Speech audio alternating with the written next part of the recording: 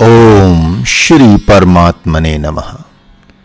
हे अंतर्यामी, हे कृपा सागर, आप ही बताएं कि इसे पढ़कर अज्ञानी जन क्या कहेंगे, क्या अर्थ लगाएंगे। हे स्वामिन, यद्यपि यह उपमा अपने आप में अति दिव्य है, परंतु हे प्रभु, इसे लिखने में मुझे बहुत लज्जा लग रही है। गुरुदेव भगवान ने पुनः डांटने फटकारने का नाटक करते हुए कहा कि अरे, तुम देख सकते हो, यह उपमा महाभारत में भी लिखी हुई है। तब मैंने हंसते हुए कहा, गुरुदेव, मैं किसी शास्त्र की आशा क्यों करूं, उसे क्यों देखूं, मेरा तो आप पर ही संपूर्ण विश्वास है। हे गुरुदेव, क्या जब शास्त्र कहेगा तभी मैं मानूंगा? क्या मैं आपको सगुण ब्रह्म के रूप में नहीं देखता? हे स्वामिन, ऐसा दार्शनिक तथ्य तो मैंने देखा ही नहीं है। मैं तो एकमात्र आपका ही अनुगमन करने वाला सेवक हूं। अतः अन्य अर्थात महाभारत आदि ग्रंथ क्यों पढ़ूं? परंतु हे जगतपते, आपके द्वारा निर्मित ग्रंथ में यह उपमा शोभा नहीं देगी, बल्कि यह तो एकमात्र आपके श्री वचनों के द्वारा अधिकारी भक्तों के सम्मुख ही शोभायमान होगी। तब गुरुदेव भगवान ने पुनः कहा, लिखो लिखो, बकवास मत करो, प्रज्ञावानों की बुद्धि का परित्याग कर दो। मैंने हंसकर कहा, गुरुदेव, क्या सच में इसे लिखना ही पड़ेगा? तब गुरुदेव ने कहा, हाँ, मेरा यह वचन सत्य और अटल है, तुम्हें लिखना ही पड़ेगा। पुनः पूछा, क्या लिखना ही पड़ेगा? तब प्रभु ने हाँ हाँ हाँ 3 बार कहते हुए कहा, हाँ, इसे लिखना ही पड़ेगा। तब मेरा मन अति हर्षित हो उठा और मैंने गुरुदेव भगवान के चरणों के सामने कागज कलम रख दिया और प्रणाम करके दरवाजा खोलने चला तो गुरुदेव को हंसी आ गई और बोले, ठहरो, आओ बैठो। उनकी वह प्रेम रस से सनी हुई वाणी बहुत अच्छी लगी तथा पुनः गुरुदेव के चरणों में प्रणाम कर बैठ गया। तब गुरुदेव ने अत्यंत प्रसन्नता के साथ कहा, आज तुम्हारे इस व्यवहार से मुझे अत्यंत संतोष हुआ तथा तुम पर मेरा पूर्ण विश्वास हो गया। मैंने आज जानबूझकर तुम्हारी परीक्षा लेने के लिए ही इस प्रकार का विपरीत व्यवहार किया था। याद करो, एक महापूर्व जब मैंने तुम्हारे सम्मुख एक इच्छा व्यक्त की थी कि आज से मैं सारे लेखों को तुमसे एकांत में लिखवाऊंगा और तब तुम्हें अति गूढ़ात्मक रहस्यों को दिखाऊंगा। ऐसा करके मैंने तुम्हारे दिव्य मानस पटल को देख लिया है, जिससे मेरे हृदय को अत्यंत संतोष हो गया है। ऐसा ही प्रसंग एक बार भगवान गणेश और महर्षि व्यास के बीच खड़ा हो गया था, जिसे सारा जगत जानता है। पुराण लेखन के समय जब भगवान गणेश जी महर्षि व्यास को चिंतन करने का अवसर नहीं देते थे, तो वे कोई उल्टा ही प्रसंग बोल देते थे। तब भगवान गणेश प्रतिज्ञानुसार लिखना छोड़कर विचार मग्न हो उस संदर्भ की बहुत प्रकार से विमोचना अर्थात मंथन करने लगते। तब तक मुनिवर व्यास यथार्थ चिंतन कर बोलने लगते थे और तब गणेश जी अत्यंत उत्साहित होकर लिखना प्रारंभ कर देते थे। आज उसी घटना को तूने सत्य करके दिखा दिया, जैसा कि मैं चाहता ही था। अब से मैं मंच पर 5-10 मिनट ही उपदेश दिया करूंगा, जिसके रहस्यों की व्याख्या तुम स्वयं कर दिया करना। यद्यपि मेरे गुरुदेव ने गीता जी पर 2 भाष्य पहले ही लिख रखे थे, जिसमें से प्रथम का नाम गीता सुबोध और दूसरे का गीता तत्वबोध है, किंतु उस दिन गुरुदेव ने अति हर्षित होते हुए कहा कि जिस गीता को मैंने तुम्हें सुनाया है उसका तुम भी लोकमत, वेदमत एवं अन्यान्य युक्तियों द्वारा समझाकर पुनः भाष्य करना। गीता मुझे प्राणों के समान प्रिय है, ऐसा तुम हृदय से जानकर उसका प्रचार प्रसार करना। तुम्हारे लिए मुझे प्राप्त करने का यह अत्यंत सुगम उपाय है।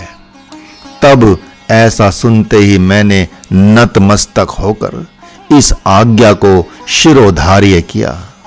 हे सज्जनों, यह वही भाष्य है जिसमें मेरा अपना कुछ नहीं है, सब गुरुदेव का ही कहा हुआ है। यह मैं सत्य कह रहा हूं, कुछ भी छिपा नहीं रहा हूं।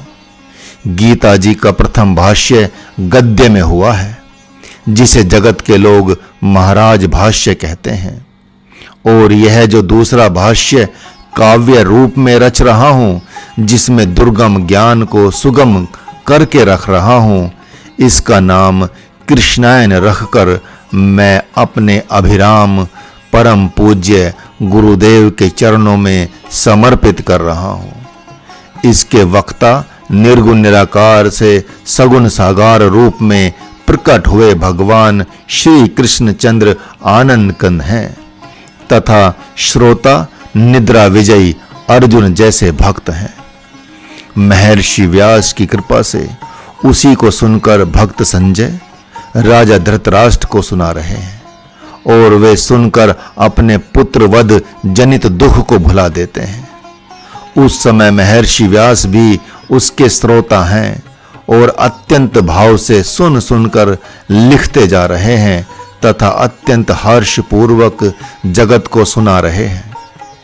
उसे ही मेरे जैसे मूढ़ ने अपने गुरुदेव द्वारा सुनकर गूढ़ से भी गूढ़ रहस्य को जान लिया, और उन्हीं गूढ़ात्मक रहस्यों को इस कृष्णायन नामक गीता भाष्य द्वारा गाकर मैं प्रभु भक्तों के बीच सुना रहा हूं। वेद पुराण एवं शास्त्रों के मत को अपने हृदय में धारण कर अब मैं इस दिव्य पथ पर चल रहा हूं। वे कृपा करके आशीर्वाद दें और इस भाष्य में सहायक हों, जिससे मैं सफल हो जाऊं। युग तो बीत ही जाता है, किंतु कहानी शेष रह जाती है, जिसका प्रमाण सभी ऋषि महर्षि देते हैं। जैसे कोई अपनी बात भगवान श्री कृष्ण चंद्र आनंद कंद के माध्यम से कहता है, तो कोई भगवती दुर्गा एवं अन्यान्य देवियों के चरित्र का आश्रय लेकर समझाता है। यही कारण है कि जन जन के होठों पर ब्रह्मा, विष्णु और महेश विद्यमान है, तथा भगवान राम, लक्ष्मण एवं भगवती सीता घर घर में व्याप्त हैं। कोई भगवान मत्स्य, वाराह एवं नरसिंह के माध्यम से अपनी बात कहता है, तो संन्यास योग के सन्यासी गण अपने उदाहरण में आद्य गुरु भगवान दत्तात्रेय को लाकर खड़ा करते हैं। आप सब देखते ही हैं कि जब कोई संत की हंसी उड़ाता है, तो लोग जय विजय को बलि का बकरा बनाते हैं, अर्थात कहते हैं कि जय विजय की भांति तुम भी राक्षस ही हो जाओगे। इसी प्रकार जब कोई अपने बल एवं प्रभुता का बखान करने लगता है, तो लोग उसे रावण की उपमा देकर सम्मान नहीं करते। जो घर हो या वन, कहीं भी दिन रात खा पीकर आलस, प्रमाद और नींद में पड़ा रहता है, तो कोई भी कुंभकर्ण कहकर उसकी निंदा करता है। जो माता पिता एवं गुरु के अनुसार नहीं चलता, बल्कि उनका अपमान करता रहता है, तो लोग उसे कंस कहकर अपमानित करते हैं।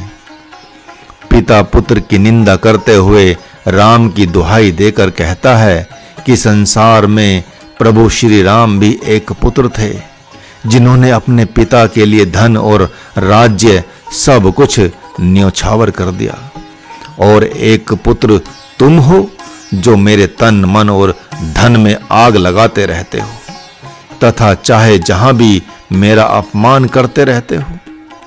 तब पुत्र कहता है कि ऐसे बहुत से पिता भी हुए हैं जिन्होंने पुत्र को राज्य सौंपकर भगवत जन के लिए, भगवत कृपा के लिए वन प्रदेश को प्रस्थान किया। और एक पिता आप हैं कि कभी संतोष ही नहीं होता, दिन रात विषयों के मद में ही चूर रहते हैं। अरे वन नहीं जाना है तो घर में ही भगवान का भजन करें। आप बूढ़े हो गए, अब तो समस्त कर्मों को त्याग दें। उसी प्रकार जब कोई सन्यासी विषयों के वशीभूत हो जाता है तो सभी लोग ए त्यागी जी कहकर कटाक्ष करते हैं तथा परस्पर कहते हैं कि अन्य सभी साधक संत पर्वत की गुफाओं में रहकर जप तप और योग के द्वारा तन मन को निर्मल बनाते हैं, लेकिन इन्हें तो भगवान ने राजऋषि बनाकर ही उत्पन्न किया है। आप देखें तो इन्होंने कितने धन वैभव का संग्रह कर लिया है। इस प्रकार भले कोई उन कहानियों को माने या न माने, परंतु जाने अनजाने सभी के द्वारा कहने में तो बात आ ही जाती है। हरि ओम।